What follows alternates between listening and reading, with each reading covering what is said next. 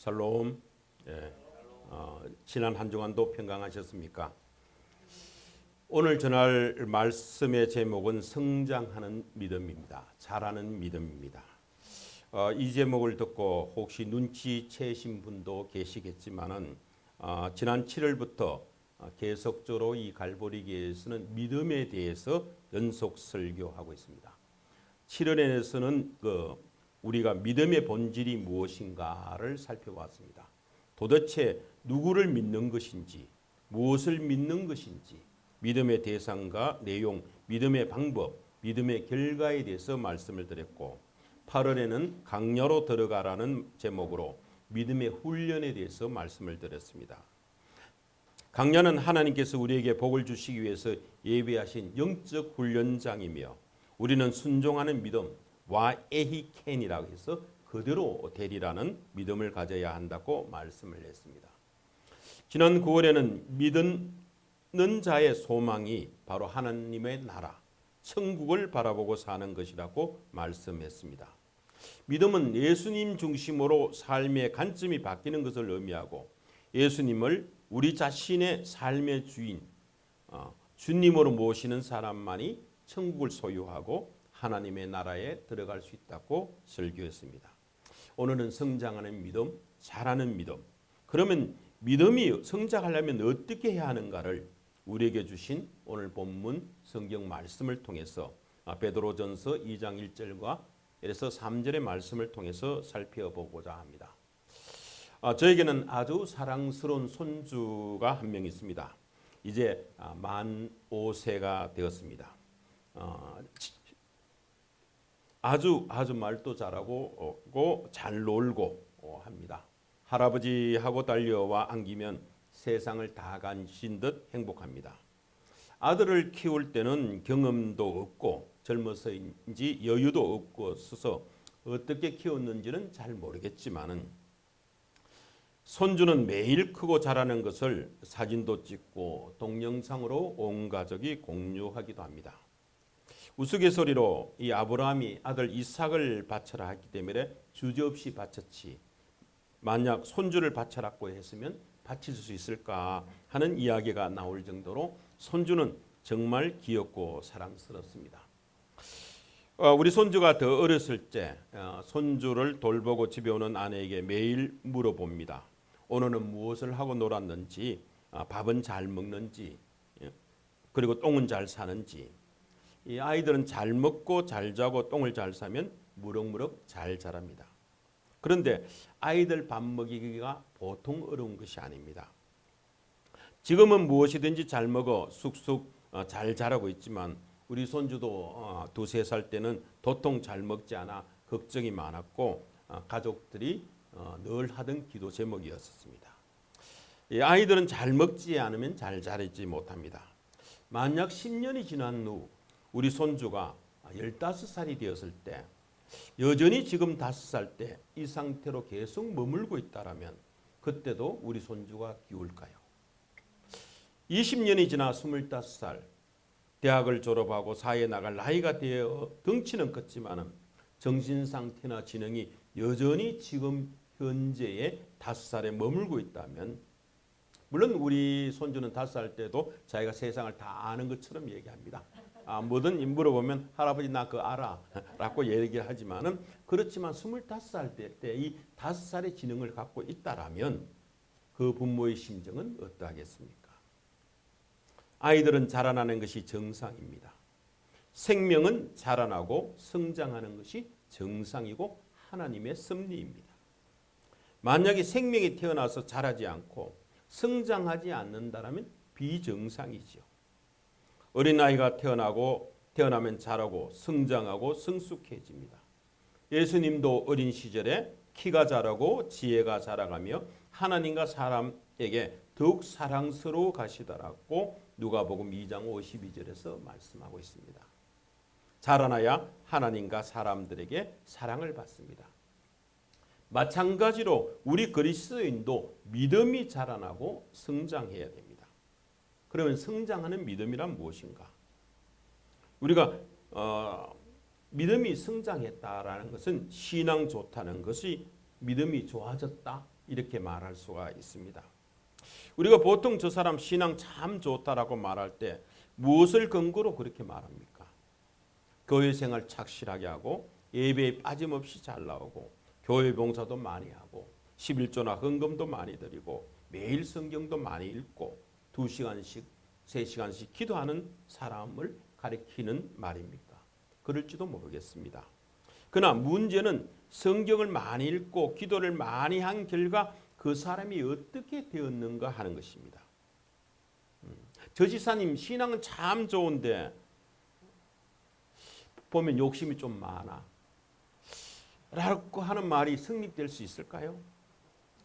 예를 들어 어떤 학생을 가르쳐 저 학생 공부 잘한다고 말하는 것은 단순히 말해서 그 학생의 시험 성적이 좋다는 뜻이죠. 놀지도 않고 잠도 서너 시간밖에 안 자고 열심히 공부했는데 성적이 나쁜 학생을 가르쳐 공부를 잘한다고 말하지는 않습니다. 신앙이 좋아졌다는 것, 다시 말해서 믿음이 성숙했다는 것은 예수님을 만나기 전과 비교해서 예수님을 만나고 난 후에 삶이 어떻게 달라졌는가를 말합니다. 예수님을 만나고 난 후에 교회에 오고 난 후에 삶이 달라지고 더 좋아졌다면 믿음이 성숙되었다고 볼 수가 있는 것이죠. 예수님을 믿기 전에는 자기 욕심에 따라서 자기가 원하는 대로 살았지만 믿은 후에는 자기 욕심을 억제하면서 주님 뜻대로 살아가는 사람이 믿음이 성숙한 사람이라고 에베소서 2장 3절에서 말씀하고 있습니다.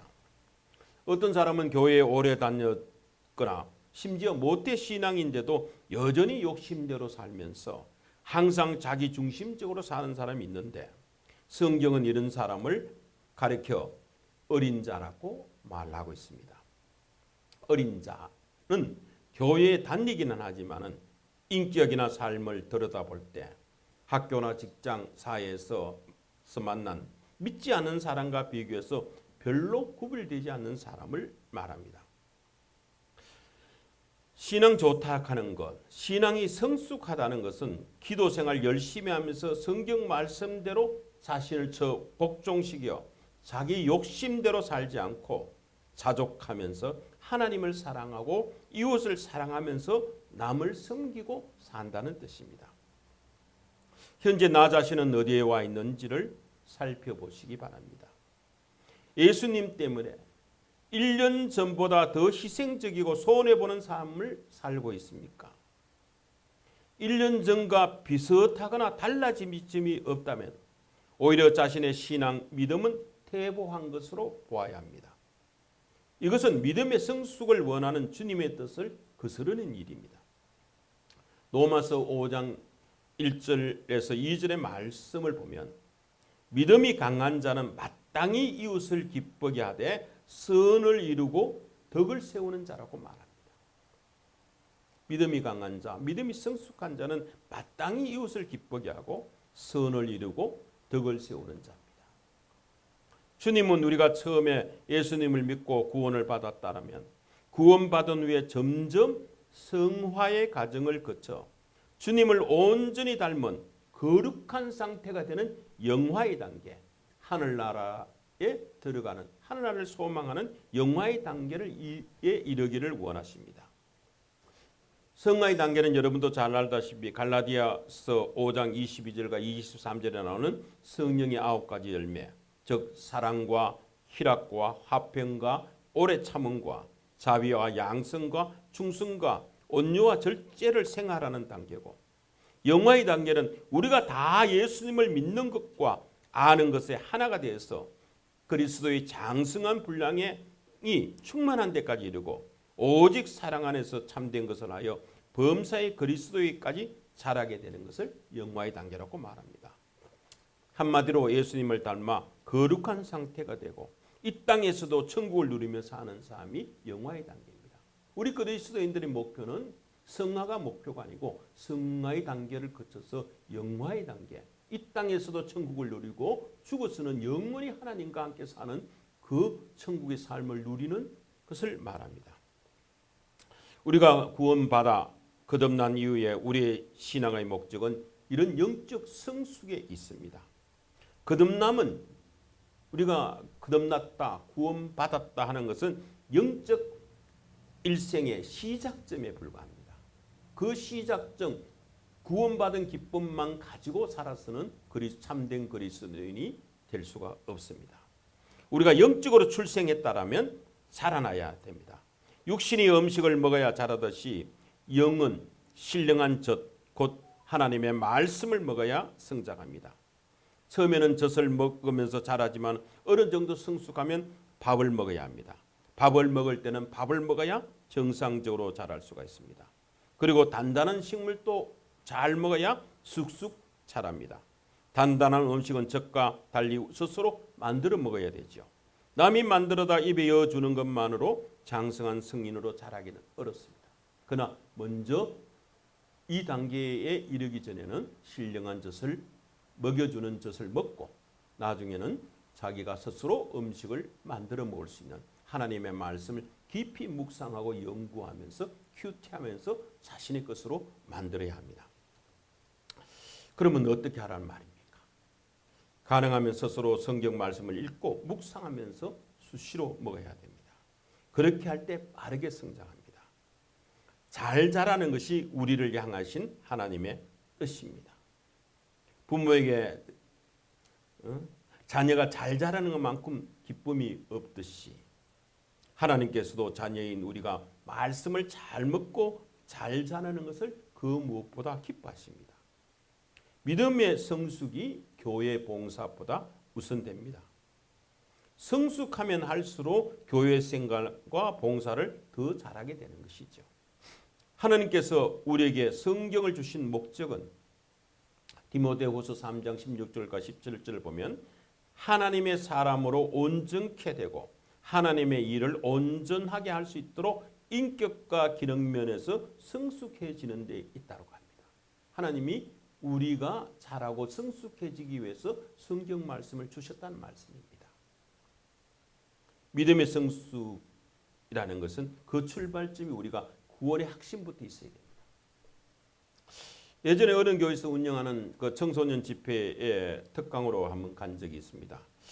청소년의 진로에 관한 프로그램이었었는데 한 3, 40명 정도가 강의를 듣고 있었습니다. 그래서 교회에서 운영하는 청소년 프로그램이니까 예수님 믿는 사람 손들어 보세요 그랬더니 모두 다 손들었습니다. 그러면 이 중에서 구원의 확신 있는 사람 손들어 보세요 그랬더니 쭈삣쭈삣 하다가 한 3명 정도가 손을 들었습니다. 부끄러워서 그럴 수도 있고 하겠지만 손 안 든 학생들에게 물어보는데 여러분들은 어떻게 해야 구원을 받는다고 생각합니까? 라고 물어봤더니 몇몇 학생이 예수님을 잘 믿으면 이렇게 대답하기도 하고 합니다. 분명히 예수님을 믿는다고 모두 다 손을 들었지만은 구원의 확신이 갖고 있는 사람은 한 10%밖에 안 됐습니다. 그 이유가 뭘까요? 이것은 예수님을 믿는다는 것하고 구원 받는 것을 별개로 생각하고 있기 때문에 그렇습니다. 구원파나 여호와의 증인 같은 이단들이 교회 문패가 붙은 집에만 찾아와서 곧장 하는 말이 구원의 확신이 있습니까? 언제 구원받았습니까? 어디서 구원받았습니까? 이렇게 물어봅니다. 그럴 때마다 내가 언제 구원받았던가? 몇 년도, 몇 월 며칠 어디서 받았을까? 교회에서 받았는가? 집에서 받았는가? 곰곰이 생각해보는 분도 있고 구원받았는지 안 받았는지 긴가민가 하는 분들도 있습니다. 이런 경우에는 이단의 밥이 되기 쉽습니다. 우리 갈보리 교회 성도 여러분들은 다 구원받으신 줄 믿습니다. 구원받은 것에 대한 증거는 내가 예수님을 믿는다는 겁니다. 예수님을 믿는다는 것은 구원받았다는 증거입니다. 누가 나에게 당신은 어떻게 구원의 확신을 갖고 있습니까? 그 증거를 보여주십시오 라고 할 때 그 증거를 어떻게 찾는 것인가 라고 증거를 찾을 생각을 하지 마시고 이렇게 대답하면 간단합니다. 저는 항상 그렇게 대답합니다. 저는 예수님을 믿습니다. 예수님이 나의 주님이시고 살아계신 하나님의 아들 그리스도이심을 나는 믿습니다. 오직 한 가지 이유입니다. 저는 이 땅의 생을 마치는 순간이나 주님께서 다시 오실 때 반드시 구원받아 영원한 천국에 갈 것을 아는데, 그것은 내가 예수님을 그리스도로 믿기 때문에 그렇습니다. 나의 주님으로 믿기 때문에 그렇습니다. 그런데도 많은 사람들이 구원의 확신을 갖지 못하는 이유는 뭘까요? 대부분이 자신의 현재의 삶이 부족한 모습 때문에. 가끔 교회도 빠지고 늦게 오기도 하고, 가끔 또 성경에서 하지 마라 하는 일도 좀 하고 있는 것 같기도 하고, 이런 모습 때문에 자신감이 없었든지, 혹시 자신에게 아무런 표적이나 신비한 영적 항상, 방언이나 한상, 음성들음, 신유의 경험이나 이런 것들이 없는데, 주변 사람들이 간증하는 거 보면 하나님을 만났다, 음성을 들었다, 방언하고 이렇게 하니까 나는 그게 없는데 저 사람은 구원받고 나는 안 받는 거 아니냐, 나는 구원의 증거가 없지 않느냐, 이렇게 생각하는 것 때문에 그런 것 같기도 합니다. 하나님은 구원의 방법으로 예수님을 이 땅에 보내셨고, 그를 믿는 자마다 구원을 받는다고 분명하게 약속하셨습니다. 하나님이 세상을 이처럼 사랑하사 독생자를 주셨으니 이는 그를 믿는 자마다 멸망하지 않고 영생하게 하려 하심이라. 요한복음 3장 16절에 분명히 말씀하셨습니다. 그리고 영접하는 자, 곧 그 이름을 믿는 자에게는 하나님의 자녀가 되는 권세를 주셨다고 요한복음 1장 12절에서도 분명하게 말씀하고 있습니다. 이런 약속의 말씀이 우리에게 구원의 확신을 주는 근거입니다. 약속의 말씀, 하나님의 말씀 외에, 성경 말씀 외에 다른 구원의 근거를 찾지 마시기 바랍니다. 회개하고 신앙 고백하여 세례를 받았음에도 불구하고 아직도 내가 구원을 받았는지 긴가민가 하시는 분 걱정하지 마십시오. 이미 여러분들은 다 구원을 받았습니다. 천국 갑니다. 의심할 필요도 없습니다. 그거는 내가 보증하지. 아니, 내가 보증하는 게 성경이 보증합니다. 그런데 이런 분들은 구원받은 성도는 분명하지만은 그 믿음이 아직은 성숙하지 못한 어린 나이의 믿음을 가진 분이십니다. 자식이 자라지 않고 몸이 자라지 않으면 부모 보기에 안타까운 일입니다. 우리의 믿음도 그러합니다. 아마 하나님께서도, 예수님께서 제일 우리 믿음이 성숙하지 못하면, 자라지 못하면 안타까워하실 겁니다. 우리의 믿음이 자라나야 됩니다. 우리는 구원은 받았지만은 부끄러운 구원에서 이제 칭찬받는 성도가 되어야 됩니다. 오직 우리 주 곧 구주 예수 그리스도의 은혜와 그를 아는 지식에서 자라가라. 그리하면 영광이 이제와 영원한 날까지 그에게 있으리라고 베드로후서 3장 18절에서 말씀하고 있습니다. 오늘 본문 베드로전서 2장 2절에 나오는 신령한 젖이라는 것은 하나님의 말씀을 의미합니다.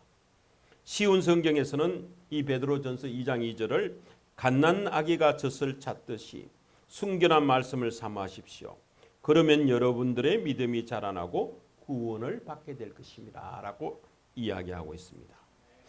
성장하는 믿음은 어린 아이와 같이, 갓난 아이와 같이 말씀의 젖을 사모해야 됩니다. 말씀의 젖을 본능적으로 강력하게 사모하는 갓난 아이와 같이 되어야 된다. 아이들이 엄마의 젖을 빠는 것은 본능적으로 빱니다. 우리도 본능적으로 하나님의 말씀을 가까이 해야 됩니다. 성장의 비밀, 믿음의 성장의 비밀이 바로 신령한 젖, 하나님의 말씀입니다. 오늘 읽은 성경 본문에서는 이 하나님의 말씀을 순전하고 신령한 젖이라고 했습니다.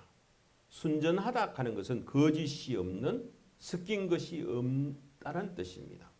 이 말씀은 육신의 젖이 아니라 신령한 젖입니다. 건강한 아이는 엄마의 젖을 무척 사모합니다.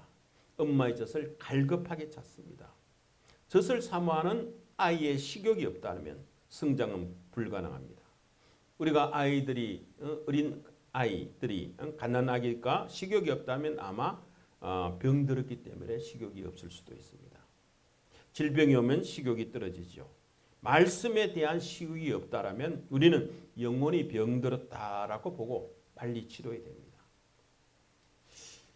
두 번째, 식욕이 없는 아이, 젖을 잘 안 먹는 식욕이 없는 아이는 젖 대신 다른 무가치한 간식이나 대용품을 많이 먹었기 때문에 그렇습니다. 내 영혼이 악독과 기만, 외식, 사기, 비방의 말로 가득 차 있으면 말씀의 삶을 사모하는 마음이 있을 리가 없습니다. 영적으로 건강할 때 말씀을 삼아야지. 성경 말씀 외에 다른 헛된 것이 내 속에 가득하면 말씀을 삼아하지를 않습니다. 믿음이 성숙하려면 영적으로 건강해야 되죠. 영적으로 건강할 때 말씀을 사모하게 됩니다. 하나님은 우리가 이와 같이 순전한 하나님의 말씀을 간절히 사모하는 마음을 갖기를 원하십니다. 순전한 마음이라는 것은 순수하고 완전한 그 무엇이 섞이지 않는 것을 말하는 것이죠. 우리는 순전한 하나님의 말씀, 성경 말씀을 사모해야 됩니다. 시편 42편 1절에 하나님이여 사슴이 시냇물을 찾기에 갈급함 같이 내 영혼이 주를 찾기에 갈급하나이다라고 시인이 노래합니다. 사막에서 사람들이 목이 타서 물을 갈구하듯이 사슴이 헐떡거리면서 시냇물을 갈망하듯이 전혀 오염되지 않고 섞이지 않은 하나님의 말씀을 갈구함으로써 신앙이 성장합니다.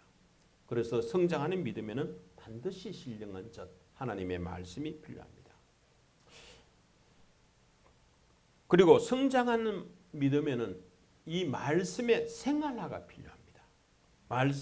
우리가 믿음은 들음에서 나며 들음은 그리스도의 말씀으로 말미암는다고 로마서 10장 17절에서 말씀하고 있습니다. 이는 하나님의 사람으로 온전하게 하며 모든 선한 일을 행할 능력을 갖게 하려 함이라고 디모데후서의 3장 17절에서 말씀하고 있습니다. 신령한 젖 하나님의 말씀이 우리에게 체질화되고 생활화될 때 그리스도인의 온전한 삶이 완성됩니다. 주님의 인자하심을 체험했습니까? 예수 그리스도의 대속의 은혜로 구원을 확신하십니까? 그렇다면 하나님의 말씀을 생활화하시기 바랍니다. 엄마의 젖을 처음 맛본 아기가 정신없이 빨아대기 시작하듯이 주의 인자하심을 맛보았다면 우리는 하나님의 말씀을 사모하고 말씀을 생활화해야 됩니다.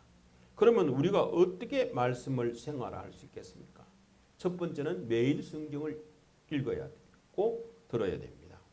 이 예언의 말씀을 읽는 자와 듣는 자와 그 가운데 기록된 것을 다 지키는 자는 복이 있나니 때가 가까웠음이라고 요한계시록 1장 3절에서 말씀하고 있습니다. 우리 갈보리 교회에서 지금 하고 있는 맥체인 성경 읽기도 참 좋은 방법입니다. 구약과 신약을 읽으면서 1년에 구약은 한 번, 신약은 2번 읽을 수가 있는 좋은 프로그램입니다. 여러분 맥체인 성경 읽기를 열심히 하시기 바랍니다. 두 번째는 말씀을 깊이 묵상해야 됩니다. 묵상이라는 것은 생각하고 또 생각하고 말씀을 소리내어서 읊조리고 꼭꼭 씹어 먹는 것을 말합니다. 하나님의 말씀을 오래 묵상하면 말씀이 머리에서 가슴으로 다가오게 됩니다. 말씀이 내 것으로 만들어지게 되죠. 이 말씀을 깊이 묵상하는 방법은 매일 큐티하는 방법입니다. 매일 큐티하면서 이 말씀이 오늘날 나한테 어떻게 적용되는 것인가? 내가 이 말씀에서 하나님이 나에게 하시고 싶은 말씀이 무엇인지 그 지난주에 우리 그 박전도사님이 설교한 것처럼 하나님의 관점에서 성경을 읽고 살펴본다라면 그 말씀이 나에게 깊이 묵상이 됩니다. 그리고 가능하면 말씀을 암송하시기 바랍니다. 우리가 가전제품을 샀으면 만든 사람의 사용 설명서부터 읽고 법대로 조립하고 해야 법대로 가동이 됩니다. 아마 우리 한국 사람이 레시피대로 안 하는 게 제일 유명한 사람일 겁니다. 뭐 가전제품대로 읽어보지도 않고 라면도 라면 레시피대로 끓인 사람 별로 없습니다. 거의 자기 마음대로 첨가하고 빼고 그렇게 합니다. 그게 가장 맛있는 방법은 사용 설명서대로 하는 겁니다. 인간의 사용 설명서는 성경입니다. 하나님께서 우리에게 주신 사용 설명서죠. 성경 말씀대로 해야 돼. 여기서 더 빼고 뭐 첨가하고 그렇게 하지 마십시오. 성경이 바로 우리 인생에게 그런 역할을 해줍니다. 우리의 삶을 올바르게 인도해주는 인생 사용 설명서가 바로 하나님의 말씀 성경입니다. 그래서 이 말씀을 늘 암송하면서 내 것으로 체득하는 것이 가장 중요합니다. 네 번째는 말씀에 순종하십시오. 말씀을 준행해야 됩니다. 하나님이 우리에게 말씀을 주신 궁극적인 목적은 말씀에 순종하라는 것입니다. 그 말씀에 순종하며 말씀대로 살아가라 하는 것이죠. 이 율법책을 내 입에서 떠나지 말게 하며 주야로 그것을 묵상하여 그 안에 기록된 대로 다 지켜 행하라. 그리하면 내 길이 평탄하게 될 것이며 내가 형통하게 되리라 라고 하나님께서 말씀하십니다. 여호수아서 1장 8절에서 그렇게 말씀하고 있죠. 우리가 말씀에 순종할 때 우리의 삶은 형통하게 되고 믿음은 성장하게 됩니다. 비록 우리가 부족하고 실수가 있을지라도 순종하고자 하는 근본적인 동기가 중요합니다. 찬송가 449장에서 예수 따라가며 말씀 순종하며 우리 행할 길이 환하겠네라고 찬양하고 있습니다. 주를 의지하며 순종하는 자를 주가 늘 함께 하시리라. 의지하고 순종하는 길은 예수 안에서 즐겁고 복된 길이라고 찬양하고 있습니다. 예수님께서 광야에서 40일간 금식하면서 마귀에게 시험 받을 때 유혹이 떨어질 때마다 마귀를 물리칠 수 있는 비결은 뭡니까? 그 첫 마디가 성경에 기록되었으되 하시면서 하나님의 말씀을 인용해서 하나님의 말씀으로 마귀를 이겼습니다. 예수님께서는 하나님의 아들 성자 하나님이십니다. 우리 주님 예수님 스스로의 힘과 능력으로도 충분히 마귀를 물리칠 수 있습니다만은 그러나 사람으로 오신 예수님 사람으로서의 시험과의 대결은 곧 하나님의 말씀이 권능이었습니다. 말씀으로 이겼었습니다. 갓난아이가 일단 엄마 젖을 맛보고 나면 그 맛을 쉽게 잊지 못합니다. 배가 부를 때까지 먹지요. 우리가 거듭난 것은 썩어질 대로 썩어진 그 씨로 된 것이 아니라 썩지 아니할 씨, 곧 하나님의 말씀으로 거듭났다고 베드로전서 1장 23절에서 말씀하고 있습니다. 거듭난 사람, 구원받은 사람은 하나님의 말씀의 맛을 압니다. 그러므로 말씀을 사모하고 날마다 말씀 안에 살게 됩니다. 오늘 읽은 본문 베드로전서 2장 3절에 너희가 주의 인자심을 맛보았으면 그리하라고 말씀하고 있습니다. 이 말씀은 주의 인자심을 너희가 맛보고 체험하였다면 그 인자함을 다른 사람에게도 베풀라라는 말입니다. 사도행전 6장 7절을 보면 오순절 성령 강림을 경험한 초대교회의 모습을 하나님의 말씀이 점점 왕성하여 예루살렘에 있는 제자의 수가 더 심히 많아지고 허다한 제사장의 무리들도 이 도에 복종하니라고 기록되어 있습니다. 말씀이 왕성할 때 성도의 믿음이 성장하고 교회가 부흥하고 발전했었습니다. 우리 성도들의 가장 중요한 사역은 말씀을 전가하는 것이고 교회의 사명은 말씀을 전파하는 일입니다. 우리 한국 교회는 영적으로 어린 그리스도인들이 참 많습니다. 그들은 누가 먹여주지 않으면 일주일 내내 굶습니다. 성경을 읽고 묵상하고 연구하는 습관이 안 돼서 스스로 영적 굶주림을 채우지 못해 성장하지 못합니다. 겨우 주일날 와서 성경 말씀 읽고 말씀 듣는 것 한 번으로 신앙생활을 마친다면 일주일 내내 굶고 있는 것과 마찬가지입니다. 이런 현상은 영적 성장에 매우 심각한 문제를 일으키죠. 교회에서 오랫동안 신앙생활을 했는데도 영적으로 여전히 어린 나이 수준에 머무르고 있는 그리스도인들이 많은 것은 주일 설교 시간 외에는 성경을 전혀 안 보는 데 있습니다. 여러분 성경을 열심히 읽으시기 바랍니다. 사람은 때가 되면 자라야 됩니다. 때가 되었는데도 자라지 않는 만큼 부모를 근심시키는 일은 없습니다. 어릴 때는 어디 가든 무엇을 하든지 어릴 수밖에 없습니다. 교회에서 가장 힘든 사람은 믿은 지가 오래됐는데 오래돼서 직분은 집사, 권사, 장로 직분을 받았는데 성숙하지 못해 여전히 어린 나이에 신앙을 가진 성도들을 가장 교회에서 힘든 사람들입니다. 교회가 군대 같아야 영적 정죄에서 이길 수 있지. 유치원같이 어린아이들만 모여있으면 무슨 힘이 되겠습니까? 사랑하는 성도 여러분, 말씀으로 거듭난 사람, 말씀의 맛을 알고 주님의 인자심을 맛본 사람은 말씀을 생활화해야 됩니다. 주님의 말씀, 하나님의 말씀을 통해서 우리의 믿음이 성장하고 믿음의 완성을 이루어집니다. 하나님의 말씀 전파를 위해서 우리의 생명을 바치시기 바랍니다. 순전하고 신령한 첫 하나님의 말씀을 사모하는 우리 성도 여러분들이 다 되시기 바랍니다. 하나님의 말씀으로 승리하는 여러분이 다 되시기를 축원드립니다. 아멘. 다 같이 기도하겠습니다. 사랑과 자비가 충만하신 아버지 하나님, 하나님께서 오직 은혜로 저희를 구원해 주신 것을 믿습니다. 그 은혜를 기억하며 세상 사랑과 구별되는 다른 삶을 살게 하여 주시옵소서. 구원받은 성도답게 바른 믿음을 지키며 살아가게 하시오. 늘 하나님께 영광 돌리는 삶을 살아가게 해 주시옵소서.